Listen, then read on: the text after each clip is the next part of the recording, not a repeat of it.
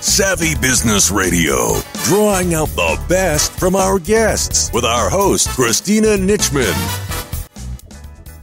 Our guest today is Shaun Belding, customer service expert, sharing his tips on how to build quality customer service in your company. He shares his latest book, The Journey to Wow, The Path to Understanding Customer Experience and Loyalty. Find out more at ShaunBelding.com or BeldingTraining.com. That is BELDING training.com. Hi, Shaun. Welcome to Savvy Business Radio. How are you today?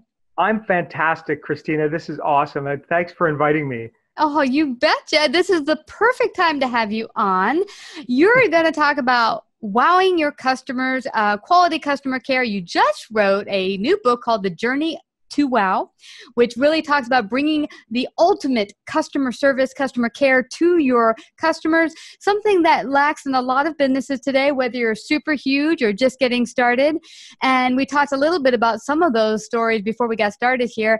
But this is such an important issue that often doesn't get touched enough, but I'm glad to have you talk about it today. Share with our audience a little bit about your background, what brought you to the world of customer service.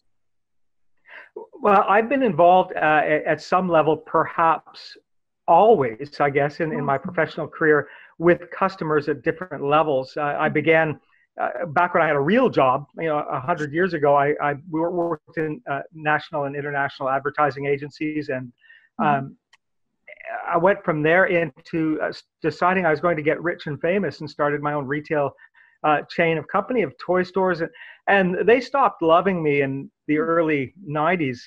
But it was a wonderful ride. And I've been doing this for a little over, a lot over 25 years now. And with a company that's really all we do is we consult on customer experience. We train customer service. We do this around the world, and it's been the best ride I could ever possibly have imagined.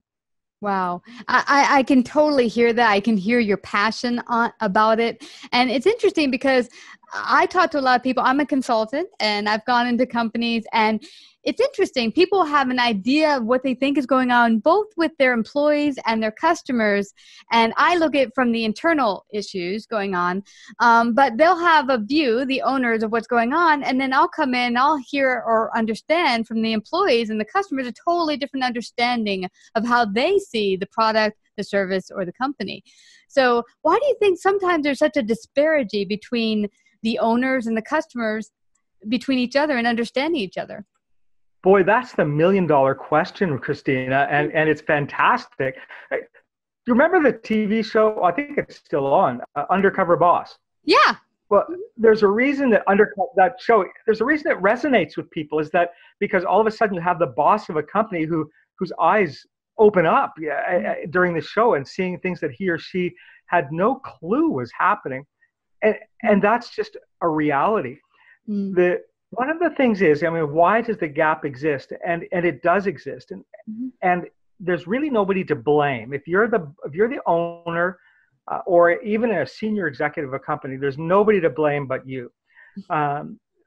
The most effective owners, the most effective business people I know, and I mean people that work in multi-million-dollar organizations, are the ones that get out there. They don't sit in their offices reading reports. They don't go over their CRM report or to take a look at what their customer experience score is. These are the people that are out there talking with customers, and they don't get caught up in being a C-suite. One CEO who I've known for many years, and somebody who I've had tremendous respect for. He's the CEO of a company we'd all recognize, and I can't say the name or I'd probably get in trouble. but he makes a point, and he's done this now for a decade, I guess, easily. He makes a point. He spends two days every quarter working either in their call center or working in their warranty return department or one of the other departments. And he's not a glorified person. He'll go into the call center, put on the headset, and just works. And he tells me, he says, those 2 days are the most grounding moments of his life. He says he comes back and then he starts looking at all the decisions that they're making in head office and all the assumptions that they're making about what's going on, and realizing that some of these assumptions are these things that look great on paper, because these aren't stupid people, of course. They look great on paper, but when you get into real life, it grounds you. So that is a connection that everybody within a company needs to be able to make that connection with a customer, because so many organizations that fail, so many ones that begin struggling because they're making poor decisions, and they're making poor decisions because they simply lose contact with their customer.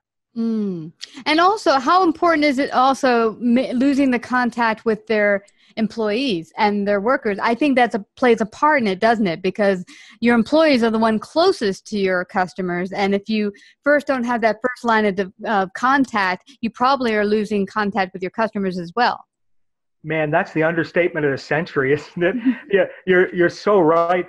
What I love, and obviously as you do too, I love that opportunity when you get a chance to sit down with focus groups of employees and companies. You say, hey, what's going on? And you sort of leave an open throw spaghetti against the wall conversation with them. And then you take that information and you bring it back to whether it's a CEO or a COO, and you say, so here's what's going on. A lot of times they'll look at you like you're crazy. Yeah. And again, it's not that it has nothing to do with them being stupid or not being intelligent or not wanting to do the right things.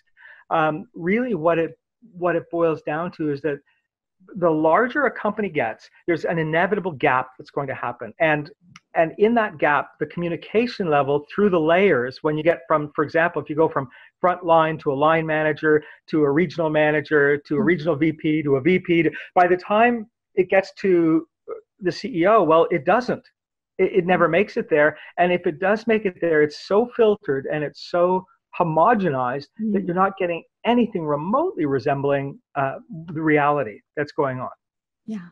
Now, tell me, from your experience, Shaun, how important is it? Because I'm guessing if you get, as the owner, feedback from the people beneath you, whether it be the managers, the supervisors from every department, I'm thinking if it's so filtered, a lot of them want to impress you. They want to make you feel good. Oh, everything's fine, Mr. Boss, Mr. Owner.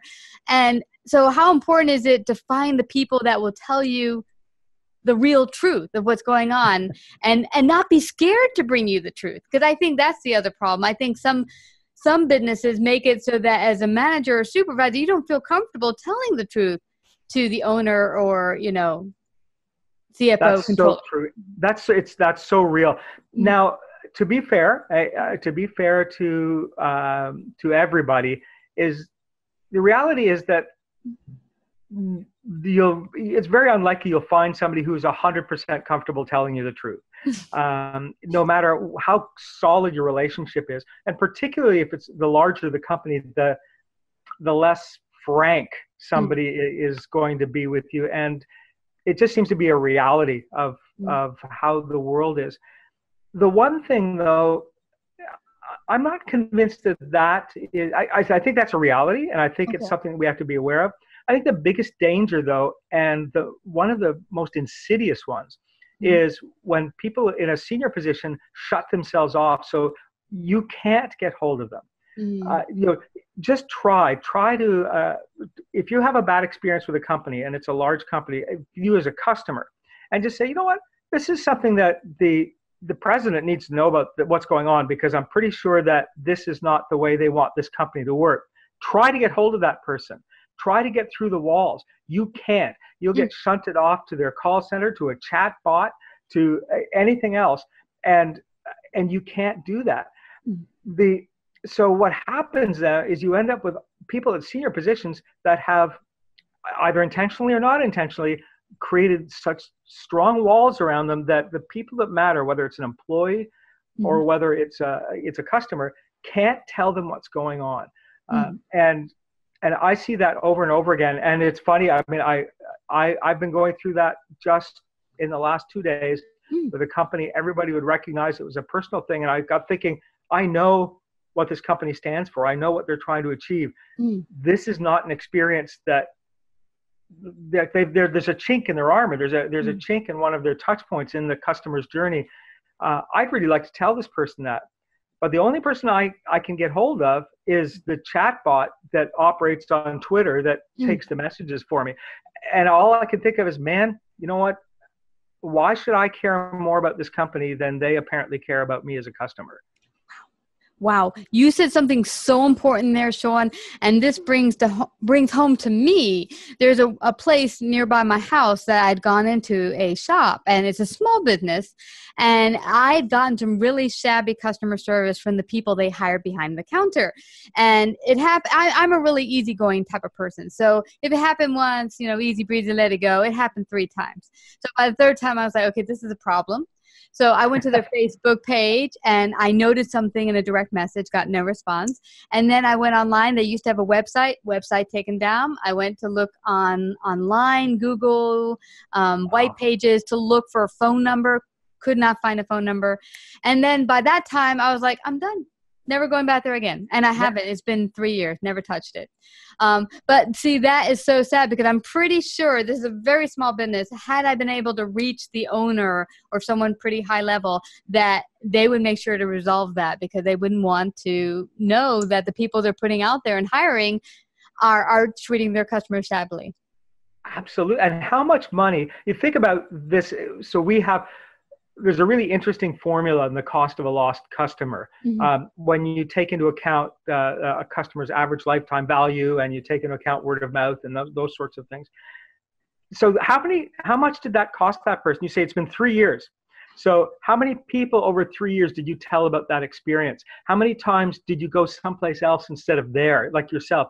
That one bad experience has probably cost that person a colossal amount of money, and they have no clue that it happened.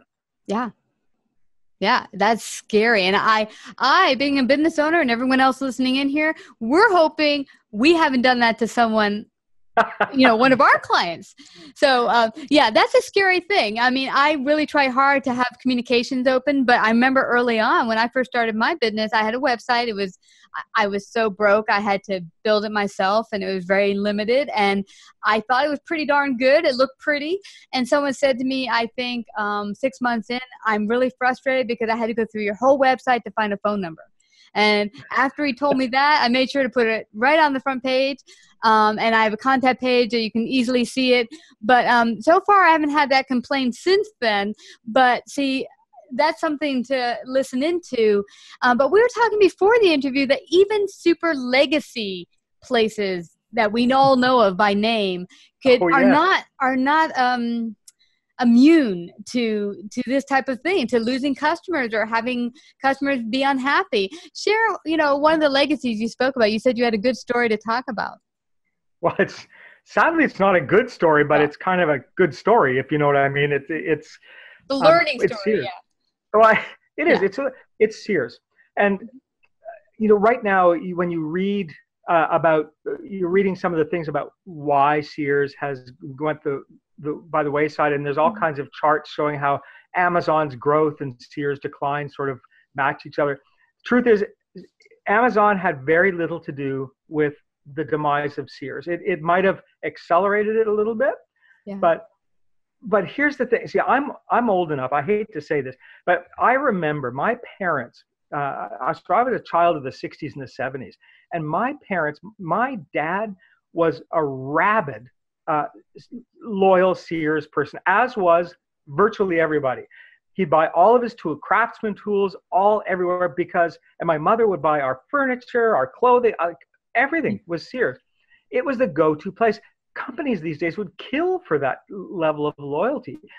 Sears was like your favorite uncle. Sears was that you knew that it would always be there for you. And if my father, and I remember my father walking into a house and he was carrying an electric drill that he just bought a week earlier from Sears. But now he's holding it. It's in several twisted and bent pieces. He'd backed over it in the car. And he said, come on. So I was like 12 years old. And he said, come on with me, son. We're going to go to Sears. And on the way there, he said, what the reason that I buy all this stuff from Sears is I know that even when this happens, I can take it to them and they will take it back from me. And that was their policy. Basically, you could bring back something that was 100 years old and broke it. Didn't matter whose fault it was, they'd take it back. So we did. We walked in, the salesperson looked at it and shared a laugh with my father. And then just without anything else, just kind of handed him a new drill and said, be a little bit more careful, would you? Or made some kind of a joke.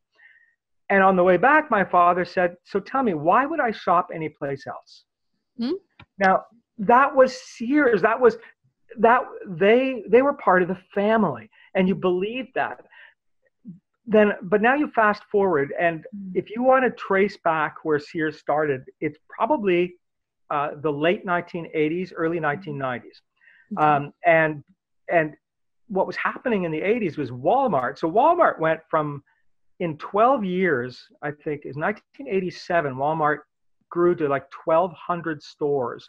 But 12 years before that, they only had 120. So they grew like 1,000 stores in 12 years. So you can imagine all department stores like Sears, right, are feeling the pinch. And of course, that would be impacting the revenues and impacting everything else. Sears' response, and this was the mistake, was that they forgot what got them to where they were. They were successful because of the experience they provided their customer, because the customer's journey through Sears was awesome. But what happened in the 90s is that Sears responded like, I think the accountants took over. And my apologies to all the accountants out there. That's really just a phrase, and I don't need any nasty letters. I really like accountants. And but what happened was they looked at things like they said, wow, okay, our profits are down. Well, what do you have to do? You know what we have to do? We have to start cutting. So we're going to cut staff. And that's one of the first things Sears did. And that store where you used to be able to go in and always find somebody and always get help, now you can't find anybody because they'd centralized caches and they'd moved things around.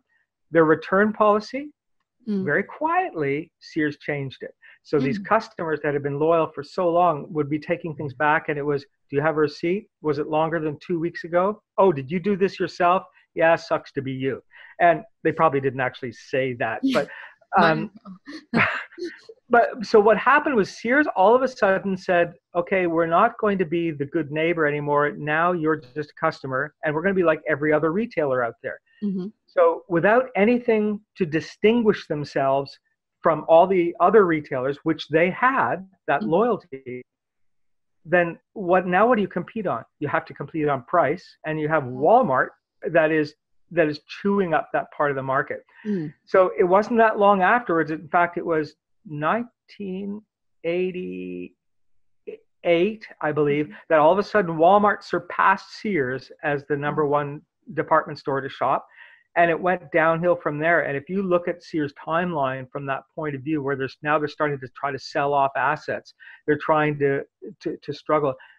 And it really all comes back to they forgot what made them so fantastically successful with the customer loyalty, because they started worrying more about the customer's wallet than they worried about the customers themselves. Yeah. That's a dangerous thing. And I've seen this in businesses I've gone to work in, where they're like bottom line. They're thinking about just today and what the numbers are on the balance sheet today, but you're not thinking about the whole picture. And you have to kind of be a big picture type of gal or guy, because it's not just the money right here, it's the overall picture. And there's a couple stores that I recall were like Sears, and that, it could be 1 million years old, and and there's ones that are coming back with that same philosophy, like Zappos. Zappos will do wonderful things for their customers, like that. My husband told me he bought some shoes, and he was supposed to get it shipped. I think he chose the longest shipping thing because he didn't care to get it quickly. And they just sent him an email saying, surprise, you're a lucky customer. We're going to send it overnight, no charge. And, but something like that. It was just a nice little, oh, yay, guess what? And no extra cost to the customer, but a little extra nicety. And it goes a long, long way. Now, I want to touch on something else, Shaun, that I think is really important that I'm seeing in my customer experience going into shops and stuff. And that is engagement. We talked before the interview about that a little bit, but there's this loss of engagement in retail brick and mortar. And I don't know if it has to do with the busy, fast pace, maybe the texting we got going on, but people aren't looking you in the eye, coming over to ask you if you need anything. Where's that coming from? And how is that playing a part in retail stores struggling? Wow. That's, it's so true. The engagement is tough. And I used to, many years ago, I used to get really frustrated when I walk into whether a retailer or a hotel or a restaurant or any service kind of type focused organization. I used to get frustrated when the person didn't pay attention. And now I don't. I don't get frustrated at the individuals because they don't know any better. Nobody has said to them, this is an expectation. Nobody has trained them and said, and in terms of the expectation, here's the right way to do it, here's the wrong way to do it. You can go, what's amazing, and we did an experiment, this goes back 15 years ago with one of our clients, and I had to put my money where my mouth was, and sort of I had to do a lot of praying to make sure I wasn't wrong. So this is a retailer. They had 300-400 locations. And they were doing what Sears did, what so many retailers are doing still, is they're trying to grow by shrinking. They're saying, oh, let's just reduce our customers. I just saw an article, I don't know if it's true, literally an hour ago, that there's some Walmart stores that are trying to go completely cashierless. So I have an idea, let's remove all the people. So anyway, I'd said to the CEO, we were talking, and I said, I'll bet you what, you give me 5 stores, and you add 3 employees to your stores, and let's see what happens, and let's train them. So we're going to train the people to make sure that they engage their customers. We'll make sure the managers are coaching people, but we're going to add 3 bodies to these stores. And if the additional profit that you make, margins that you make, don't far exceed what you paid in salaries, I'll pay the difference. So, and that you can imagine that I'm like, oh, Domini, oh, I hope that this goes well. I knew it was going to happen because I'd walked through their locations and I'd watched customers just being profoundly ignored. Their sales went through the roof. They had a huge increase in sales. And what was fascinating was the CEO, they looked at it and said, okay, this is perfect. But then the CEO had said, okay, in order for us to fund this, right, this is a large payroll, and he had to get sort of buy-in from the board of directors and other things. And they wouldn't do it because they saw employees as an expense line, not as something that was going to, something that's going to bring them revenue, not as a profit line. And I think that's what happens. We get so focused on transactions, we forget about relationships, we forget about that role. So anyway, you asked a short question. That's a long answer, but which I'm really guilty of. But that's the engagement. The engagement isn't there because the people that are running the organizations aren't allowing people to engage. They're not giving them the opportunity. They're not giving them the tools, the direction. They're not appreciating them when they're engaging people. They're absolutely set up for failure from the very beginning. I love that you brought this up. This brings to mind, my husband is a pilot. So when we used to go on all our vacations, we would stay at a lot of hotels. And, when you stay at a lot of hotels across the United States, they all seem to be the same. You don't really get, it's like one is the same as another, maybe a little bit more customer service in one than another. But after a while, they all just kind of blend together for me. Well, we just came back from a trip in Seattle, and we stayed at a brand new hotel that just opened up. It's called Hotel Interurban. And may I tell you, it is the best customer care service I've received from a hotel that I can recall. I can't remember when. And you know what it was? It wasn't the most amazing hotel in the universe. The rooms didn't look any more extraordinary. It was that they were so super attentive. I mean, every time you go, do you need something? Can I help you? Oh, and by attentive, I mean that they were like attentive, like they meant it. It was genuine. My husband needed surgery. So when we came back from the hospital, they ran over with a what do you call it? Wheelchair, and they helped us bring him up to the room. And I said, it's okay. We got, no, it's okay. Whatever. Keep the wheelchair to the end of the stay. I mean, it was just constant. And I've not got customer service like that. And I can't remember when from any company or any hotel. So it's just extraordinary. And I think it's a lesson to take home for other companies when you think, well, it's too much effort to train your employees to put that much effort in to give. But a little bit of effort goes a long way.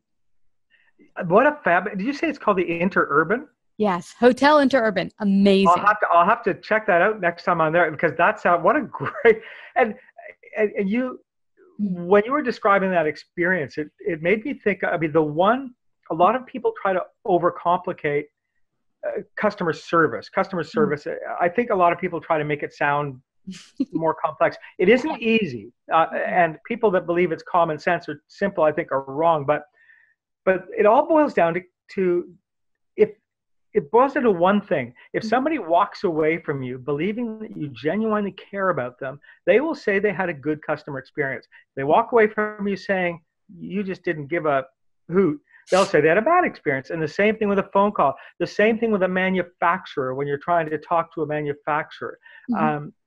If your customers believe that you care about them, like genuinely, as you said, genuinely care about them, then they'll say they're having good experiences. That's what it's all about. Yeah. It's about real people and real relationships. I think that's the lost art. Is that, no, really, Shaun, I really think that's it. It's real relationships. I mean, I so like these people that I could see having coffee with them, not in a hotel. That's how cool the people were there. But I mean, that's what I think we're missing. These are not just people who are buying your product or service or coming to your hotel or whatever, your brick and mortar. These are real people that you can build real relationships with. And it's not just today's sale. It's like a forever. You want that customer to come back for the next 20 years. Yeah. And that, I believe my experience has been, and I'll tell people this till the day I die, is that that's a reflection. I'll bet you if you met the owner / general manager of that property, you would see the exact same thing. Our staff, our team is a direct reflection of us. I've never seen anything against that. So you walk into any business, you walk into a manufacturing business, and you see people that are grouchy and torn down and miserable and sad, then ask to talk to the person in charge. Guess what that person's going to be like? Exactly the same. I've never, but the contrary is true as well. You walk into an environment and you see people that are happy and slapping each other in the back and telling jokes and just really engaged. Talk to the manager. Guess what? Right? It's a reflection. And I've never seen a place with a really happy, positive, proactive manager and her staff being miserable and torn down and all the time. So fundamentally, I've always said to every leader I've ever talked to, I say, if you want to know how good a leader you are, if you want to know, just turn around and look behind you. Just your leadership is what your team does, and how they do it is a direct reflection of your leadership. And that has to do with customer service. It has to do with everything. Wow. And you mentioned something else at the start or before we got started with our interview, that even the hugest companies cannot get too big for their britches, because you mentioned there's a huge company that might start to slip. And why is that? You don't have to mention names. Well, there are a couple. There are a couple that are out there. One of the things that's happened over the last 10 years, at least 10, maybe 15 years, is particularly with organizations that are in the that are in the internet world, the ones that are doing e-commerce, they are over leveraging technology in the sense of try to get a person. So I challenge you. I challenge anybody. I'll give you an example of two large companies that are in a very similar frame. One of them is Amazon. So Amazon, as we all know, that's the behemoth. It is Sears. Amazon is today's Sears. It's the unstoppable juggernaut of retail. Try to call them. Try to find their phone number. I challenge anybody to find a phone number, to talk to a human being in that organization in less than an hour as you try to navigate through, because they don't want to. They create barriers to that. They have no interest in the phone call. They want you to send an email. They want you to go to a knowledge base. They want you to do self-service. And this is very intentional. So what happens though is now you get frustrated. You get customers that are getting frustrated. Now the people, when you finally do get to talk to a person, they're delightful, and that's the truth. And Amazon does a fantastic job of training people, and the people do an outstanding job. But the process they built in because they're trying to cut costs. They don't want to have to talk to all these people. But here's another company that's a newer company, close on the heels of Amazon, or at least in terms of what they're trying to do, is Wayfair. So you think of Wayfair.com, which is, they're selling furniture, but they're growing. You call up Wayfair's phone number is right there on their website. You call them up, you get a human being, and you get a great human being. If you have an issue, that issue is solved like that. You talked about Zappos. You call it Zappos. Pick up the phone. You still don't have a hard time getting a hold of somebody at Zappos on the phone, right? So a lot of organizations, and I isolate Amazon because Amazon is today where Sears was 30 years ago. It's a juggernaut. Nobody can conceive of anything happening to it.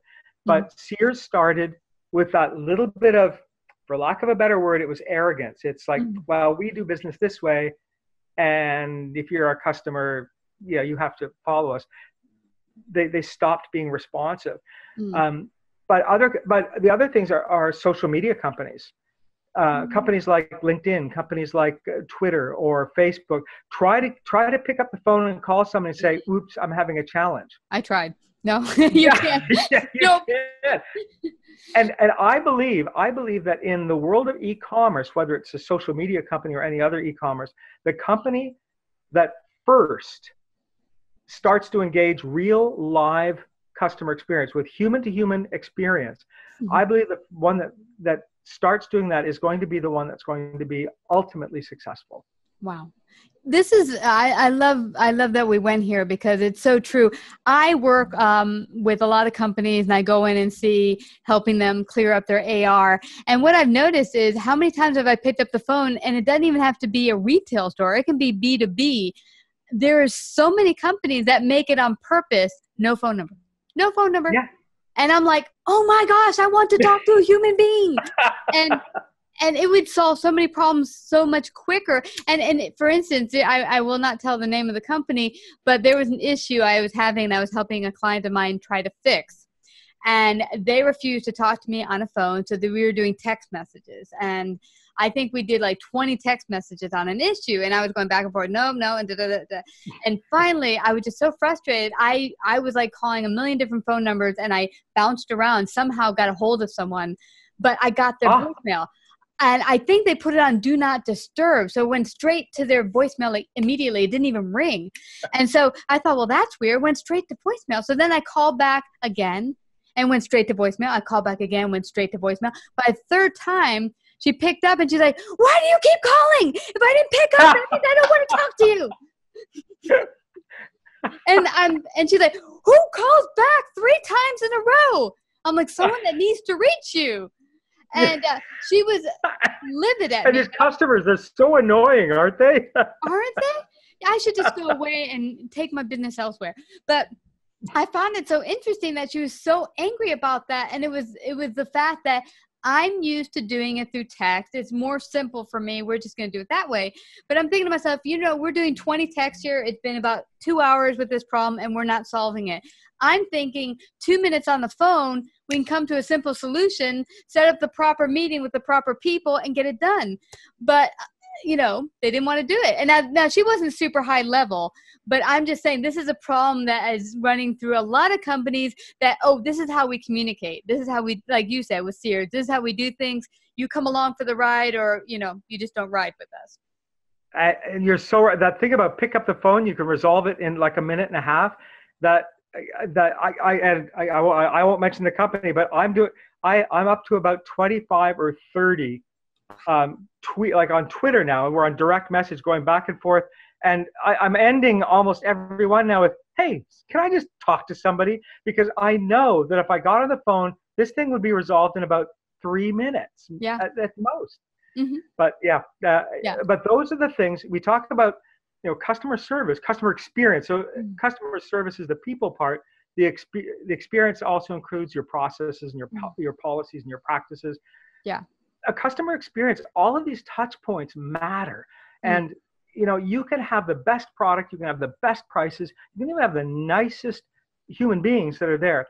But if I can't get hold of you, if you make it too much work for me, too painful for me to do business with you, I'll jump to somebody else in a heartbeat.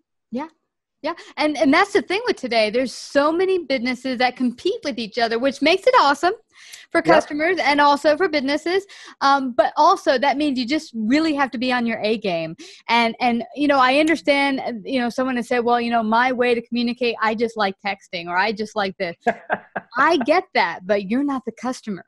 And, and I think for businesses, I think there's really a good word or good, lesson to heed to that, see what's going on. Maybe like you said, be the CFO or owner on the floor to see what, how people are working, and maybe pick up the phone call a couple of times and work a couple of customers, see what they want, what they desire, how they desire to communicate most. Because like you're saying, 20 DMs on Twitter. How much wasted time and company time are they wasting with you when they could have had this resolved already and moved on to the next customer? Yeah. So they've wasted money already, both your time, which is money, and their time, which is money. So. Oh yeah, and the frustration is off the charts, and I think everybody can relate to that. And I actually have to say, so when I wrote my new book, which I wrote in a parable format, because. All my other books were traditional business books, but just because I felt it needed that, the most fun chapter that I wrote, and was and I don't even remember the chapter number, but it was basically a whole group of senior executives, the C-suite executive team of a company, of this main company, sitting around a boardroom table, and one guy saying, "I'm going to give $50 to the first person who can figure out how to make a warranty claim," And everybody's like, well, how crazy are you? And he handed out a product to every person. And of course, people start turning the product over. There's no phone number. They get on their cell phones. Anyway, and it ends up with somebody having one of those horrendous, like that we've all experienced, the voice, like the voicemail from hell and the automated voice person. And I had so much fun writing it because it was so cathartic, because it was like all of these experiences that we've all had in our lives, that it was coming out of my fingertips. And when it was finished, it was like I wanted to have a cigarette. I mean, it was just like that amazing feeling that I had so much fun with so letting the frustration, because we've all experienced that. Everybody, I believe, on the planet has experienced this. Well, I got to tell you something. Everyone listening in, one of my favorite episodes from Frasier is an episode where Martin, his dad, has a customer service related issue at the bank, and he's trying to get it resolved, and they keep making it difficult for him, and it keeps escalating and escalating to the point where there's guards with pointing guns at him because they think he's trying to rob the bank. But it's hysterical, and then the way it ends is just fabulous. But there's some great lessons here that you shared, Shaun. I'm so grateful. Everyone, please go get the Journey of Wow. Where can they get a copy and find out more about you, Shaun? Well, they can get copies of the book through Amazon, through Books A Million, through Barnes & Noble, all of the traditional bookstores online. And they can get hold of me from the website, which is beldinggroup.com, or probably if they just Google my name, Shaun Belding, you can find my LinkedIn profile and Twitter profile and all those kinds of things. And I love talking about, you can tell I'm kind of a customer experience geek, and I sometimes can't stop talking. So if anybody who wants to talk, I'd love to hear anything anybody has to say. So. Yeah, well, this has been fabulous. I really hope it gets everyone thinking and motivated and inspired about how we can bring even better quality customer care to all of our clients and to our employees, because they're the frontliners to our customers. So 100%. Yeah, absolutely. Shaun, thank you so much for coming today to share your great wisdom on Savvy Business Radio. Thank you, Christina. This is great. Savvy Business Radio broadcasts worldwide via a large podcast network, celebrating business owners, entrepreneurs, influencers, and successful individuals. Find out about our paid sponsorship opportunities or how to become a guest. Call 732-474-7375 or email Christina@savvybusinessradio.com.